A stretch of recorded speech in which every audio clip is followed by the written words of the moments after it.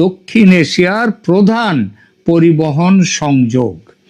বাংলাদেশের পোশাক শিল্পের কাঁচামাল, রাসায়নিক দ্রব্য, যন্ত্রাংশ, খাদ্যপণ্য এবং দৈনন্দিন প্রয়োজনীয় সামগ্রীর বড় অংশ ভারত থেকে দ্রুত ও তুলনামূলক অনেক কম পরিবহন খরচে বাংলাদেশে আনা যায় এবং সেটাই হয়। চীন থেকে পণ্য আসতে সমুদ্রপথ লাগে, মধ্যপ্রাচ্যের জ্বালানি আনতে আন্তর্জাতিক শিপিং রুট, ডলার এবং বন্দরের ওপর নির্ভর করতে হয়। কিন্তু ভারত থেকে সড়ক, রেল, নদীপথ, পাইপলাইন এই 4 পথেই সরবরাহ সম্ভব। এটা ভারতের দান নয়, এটা বুঝতে হবে। ভারতও লাভ করে, ভারতীয় সংস্থা বাজার পায়, ভারতের উত্তর পূর্বাঞ্চল সংযোগ ও বাণিজ্যের সুবিধা পায়, আর বিদ্যুৎ এবং ডিজেল বিক্রি করেও ভারত অর্থ উপার্জন করে। তবে ভৌগোলিক বাস্তবতা বাংলাদেশের পক্ষে অস্বীকার করা সম্ভব নয়। পাকিস্তান বা চীন রাজনৈতিক সমর্থন দিতে পারে, প্রতিরক্ষা সরঞ্জাম দিতে পারে, বড় প্রকল্পে ঋণ দিতে পারে চীন, কিন্তু তারা কেউই বাংলাদেশের পশ্চিম, উত্তর ও পূর্ব সীমান্ত ঘিরে থাকা ভারতের জায়গা নিতে পারবে না। অতএব একই দিনে দুটি বাংলাদেশকে দেখা যাচ্ছে। একটি বাংলাদেশ দিল্লিকে বলছে আমাদের শর্ত মানুন, তারপর প্রধানমন্ত্রীর সফর। অন্য বাংলাদেশ ভারতীয় শিল্পপতিদের বলছে আসুন, বিনিয়োগ করুন, আমাদের সঙ্গে ব্যবসা করুন। এটা ভণ্ডামি বললে বিশ্লেষণ অসম্পূর্ণ হবে, মিথ্যে বলা হবে। বরং এটি রাষ্ট্র পরিচালনার দ্বৈত বাস্তবতা। ঘরোয়া রাজনীতি গ্যালারির দিকে ফিরে হাততালি পাওয়ার জন্য, গ্যালারিকে সন্তুষ্ট করার জন্য নানা রকম কসরত দেখাতে হয়, যেটা খেলার অঙ্গ নয়। মানে সেটা না করলেও হয়, তবু সেটা করতে হয়। ঘরোয়া রাজনীতির জন্য কঠোর ভাষা, কিন্তু অর্থনীতির প্রয়োজনে বাস্তববাদী দরজা খুলে রাখা। সিআইআই প্রতিনিধিদের বাংলাদেশ সফর সম্পর্কে দ্য ডেইলি স্টার তার একটা প্রতিবেদনে এই কথাটাই কিন্তু বলা হয়েছে। এরপরে আসুন যে 2 বছরের জ্বালানি অন্ধকার এবং সরকারের স্বীকারোক্তি এবং ভারতের সম্ভাব্য ভূমিকা। এই অবস্থায় বাংলাদেশের অর্থ ও পরিকল্পনা মন্ত্রী আমির খসরু মাহমুদ চৌধুরীর বক্তব্য গোটা আলোচনাকে নতুন মাত্রা দিয়েছে। তিনি সরাসরি বলেছেন গ্যাস ও বিদ্যুতের সমস্যা 6 মাসে বা 1 বছরে সমাধান হবে না। ভাসমান যে এলএনজি টার্মিনাল এবং সংশ্লিষ্ট পরিকাঠামো নির্মাণে 18 মাস থেকে 2 বছর সময় লাগতে পারে কমপক্ষে। অতএব জ্বালানি সমস্যার কোনো তাৎক্ষণিক সমাধান নেই। এটি শুধু ভবিষ্যৎ পরিকল্পনার বিবৃতি নয়, এটি তারেক সরকারের একটি প্রধান নির্বাচনী প্রতিশ্রুতির সীমাবদ্ধতা সরকার স্বীকার করে নিল। ক্ষমতায় আসার পরে সরকার 180 দিনের যে অগ্রাধিকার কর্মসূচি ঘোষণা করেছিল, তার অন্যতম বিষয় ছিল নিরবিচ্ছিন্ন বিদ্যুৎ ও জ্বালানি সরবরাহ। 6 মাস পরে সরকারের মন্ত্রী বলছেন আরও অন্তত 2 বছর অপেক্ষা করতে হবে। এই সংকটের কয়েকটি স্তর আছে। প্রথমত, বাংলাদেশের নিজস্ব প্রাকৃতিক গ্যাস উৎপাদন ক্রমশ কমছে। দ্বিতীয়ত, এলএনজি, তেল এবং কয়লার মতো আমদানি নির্ভর জ্বালানির উপর নির্ভরতা বাংলাদেশের আরও বেড়েছে। আইইএফ এর বিশ্লেষণ অনুযায়ী 2020-21 থেকে 2024-25 অর্থ বছরের মধ্যে বাংলাদেশের প্রাথমিক জ্বালানি আমদানি নির্ভরতা, আমদানি করতে হবে যে জ্বালানি, সেটা 47.7% থেকে বেড়ে 62.5% হয়েছে।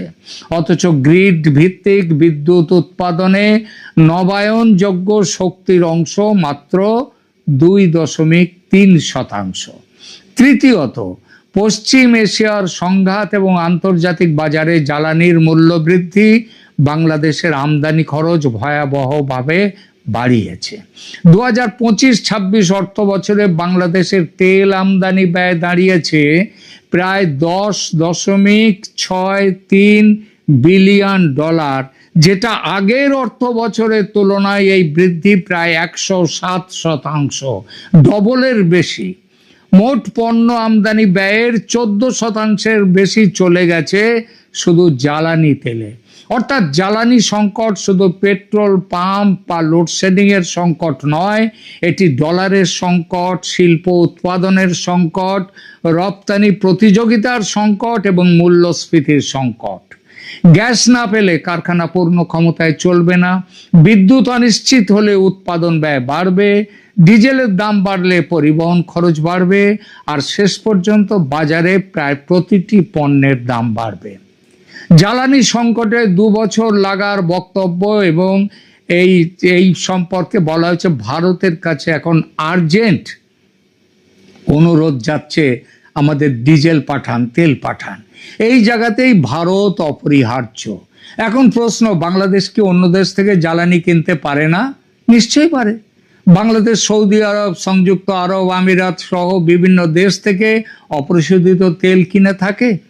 রাশিয়া থেকে ডিজেল আমদানির জন্য মার্কিন নিষেধাজ্ঞায় ছাড়ও চেয়েছিল বাংলাদেশ। যুক্তরাষ্ট্র, মধ্য এশিয়া, আফ্রিকা, অস্ট্রেলিয়া সহ একাধিক উৎস বাংলাদেশ অনুসন্ধান করেছে।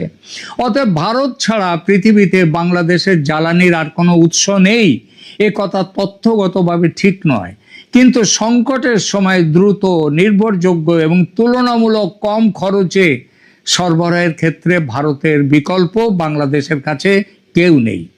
ভারত বাংলাদেশ ফ্রেন্ডশিপ পাইপলাইনের মাধ্যমে অসমের নুমালীগড় থেকে শোধনাগার থেকে সরাসরি বাংলাদেশের পার্বতীপুরে ডিজেল পৌঁছে যায়। সমুদ্রের অশান্ত রুট, বন্দরে জট বা দীর্ঘ শিপিং এই সময়ের প্রয়োজনই হয় না, সেটা পাইপলাইন দিয়ে পৌঁছে যাচ্ছে। 2026 সালে এই ব্যবস্থায় বছরে প্রায় 1,80,000 টন ডিজেল সরবরাহের পরিকল্পনা করা হয়েছিল এবং ভারত সেটা পাঠাচ্ছে। সংকটের সময় প্রথমে 5,000 টন এবং পরে আরও 7,000 টনের চালান পাঠানোর খবর ইতিমধ্যে এসে গেছে, মানে সেটা পৌঁছে গেছে। বিদ্যুতের ক্ষেত্রেও ভারত গুরুত্বপূর্ণ। ত্রিপুরা থেকে বাংলাদেশে গত 1 দশক ধরে বিদ্যুৎ সরবরাহ হচ্ছে। এছাড়া ভারতীয় গ্রিড ও ভারত সংযুক্ত বিদ্যুৎ প্রকল্প বাংলাদেশের বিদ্যুৎ ব্যবস্থার গুরুত্বপূর্ণ অংশ। তাই বাংলাদেশের জ্বালানির একমাত্র সম্ভাব্য উৎস ভারত নয়, এটা ঠিকই, কিন্তু বর্তমান সংকটে স্বস্তি দেওয়ার মতো সবচেয়ে কাছের, পরীক্ষিত এবং অবকাঠামোগতভাবে প্রস্তুত অংশীদার হলো ভারত। আর জ্বালানি সংকট যদি সত্যি 2 বছর স্থায়ী হয়, তাহলে দিল্লির সঙ্গে দীর্ঘ কূটনৈতিক সংঘাত চালানো ঢাকার পক্ষে সম্ভব নয়, ঢাকাকে মাথা নোয়াতে হবে। 6 মাসে, এরপরে আসি 6 মাসে তারেক সরকারের রিপোর্ট কার্ড। এবার মূল প্রশ্ন, তারেক সরকারের 6 মাসের প্রাপ্তি কি আর অপ্রাপ্তি কি? সরকারের নিজের রিপোর্ট এবং স্বাধীন পর্যবেক্ষকদের মূল্যায়ন এক নয়, তাই দুই দিকই দেখা প্রয়োজন। প্রথম সাফল্য এই সরকারের রাজনৈতিক অনিশ্চয়তা, যেটা মোহাম্মদ ইউনূসের সরকারের আমলে ছিল, সেই অনিশ্চয়তাটা খানিকটা কমেছে, এটা প্রথম সাফল্য।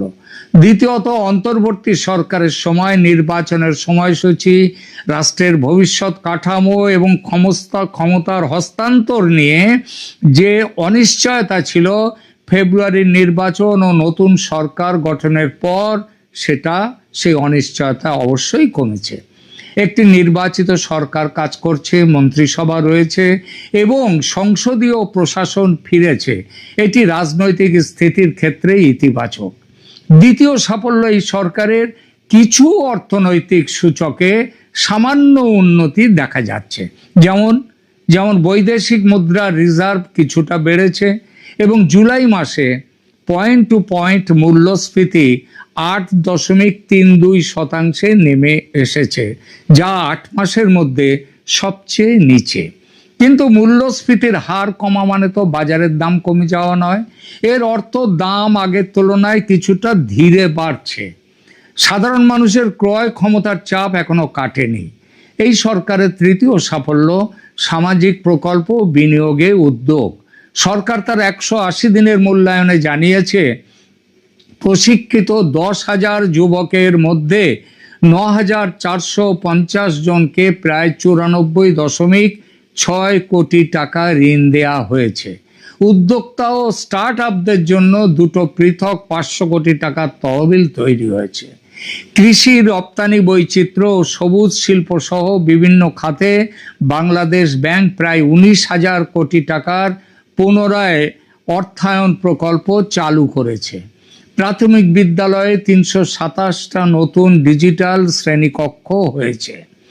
1 লক্ষ স্বাস্থ্যসেবা কর্মী এবং 5,000 চিকিৎসক নিয়োগের প্রক্রিয়াও শুরু হয়েছে।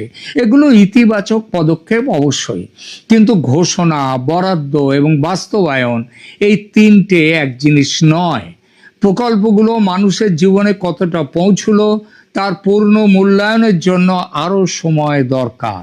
সরকারের 180 দিনের মূল্যায়ন তাই সবচেয়ে বড় ব্যর্থতা হলো জ্বালানি। নিরবিচ্ছিন্ন বিদ্যুৎ ও জ্বালানি ছিল সরকারের 180 দিনের সবচেয়ে বড় অগ্রাধিকার। সেই ক্ষেত্রে সংকট সবচেয়ে প্রকট এবং সরকার এখন 2 বছরের সময় চাইছে। এই বিষয়ে তারেক সরকারকে 5 নম্বর দেওয়াও কঠিন। দ্বিতীয় দুর্বলতা হচ্ছে এই সরকারের আইন শৃঙ্খলা ও প্রশাসন।